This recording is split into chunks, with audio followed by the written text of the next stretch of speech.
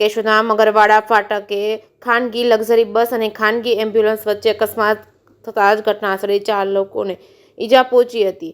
કેશોદના રાષ્ટ્રીય ધોરીમાર્ગ પર જામનગરથી પોતાના કબજા ભોગવવાની ખાનગી એમ્બ્યુલન્સ રજિસ્ટ્રેશન નંબર GJ6Y0205 લઈને ધર્મેન્દ્રસિંહ મહેન્દ્રસિંહ ઝાલા સાથે પોતાના સસરા ભીખુભા ભીમસિંહ સોઢા, સાસુ વજુબા તેમજ ભીખુભા સોઢા, તાડુભાઈનો દીકરો તેજપાલસિંહ દિલુભા જાડેજા પ્રાચી ખાતે લગ્ન પ્રસંગે જઈ રહ્યા હતા. ત્યારે ખાનગી ટ્રાવેલ્સ બસ રજિસ્ટ્રેશન નંબર GJ16Y9800 સાથે અથડાતા ગંભીર અકસ્માત સર્જાયો છે. ત્યારે ઈજાગ્રસ્ત લોકોને એમ્બ્યુલન્સમાંથી બહાર કાઢી કેશોદ સબ ડિસ્ટ્રિક્ટ સિવિલ હોસ્પિટલમાં ખસેડવામાં આવ્યા હતા. પ્રાથમિક સારવાર આપી ઈજાગ્રસ્ત ચારેયને કેશોદની ખાનગી હોસ્પિટલમાં સારવાર માટે રિફર કરવામાં આવ્યા છે. કેશોદ પોલીસ દ્વારા ખાનગી એમ્બ્યુલન્સના ડ્રાઈવર ધર્મેન્દ્રસિંહ મહેન્દ્રસિંહ ઝાલાનું નિવેદન નોંધી ખાનગી luxury bus registration number GJ16Y9800 ના ચાલક વિરુદ્ધ ગુનો નોંધી આગળની તપાસ કેશોદ પોલીસ સ્ટેશનના police sub inspector RR Baloch ચલાવી રહ્યા છે. કેશોદ પોલીસ સ્ટેશનના ASI પેથાભાઈ કોડિયાતર પેટ્રોલિંગ કરી રહ્યા હતા. ત્યારે મગરવાડા ફાટકે અકસ્માતની ઘટના બની હોય ત્યારે ઘટનાસ્થળે પહોંચતા ખાનગી luxury bus registration number GJ16Y9800 નો ચાલક અનિલભાઈ નાથાભાઈ પરમાર રહેવાસી